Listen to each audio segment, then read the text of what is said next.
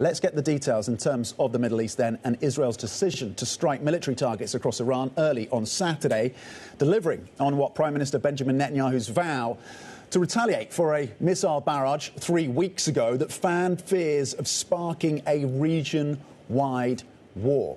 Tehran is downplaying the impact of the strike, suggesting it may not respond in kind. Let's bring in Bloomberg's EMEA News Director for the latest, Mathieson.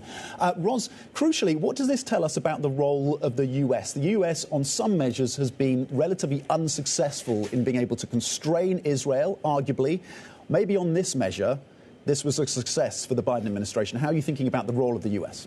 Well, we know they were talking, obviously, for weeks in the run-up to this action by Israel in the early hours of Saturday. There was a lot of conversation going on, no doubt intel sharing as well. We know the US was pushing Israel heavily to avoid hitting those oil installations, to hit the nuclear sites and to focus on military targets only. So on the surface of it, this is a win for the US and shows that Israel was listening. But was it really? That's the question. Like, what was the intent of Israel in the way that it carried out these strikes? I mean, we know very much that Israeli Prime Minister Benjamin Netanyahu does not want an all-out war with Iran, at least for now. What he wants is to focus also on the situation inside Lebanon, where Israel's been working very hard to degrade the abilities of Hezbollah. If you get into a full fight with Iran, that makes that a lot harder. They seem to have some momentum there against Hezbollah. So you want to focus on that because the Israeli military is pretty stretched. It's in Gaza, it's in Lebanon on the ground. And do you really want that extra front with Iran, the big front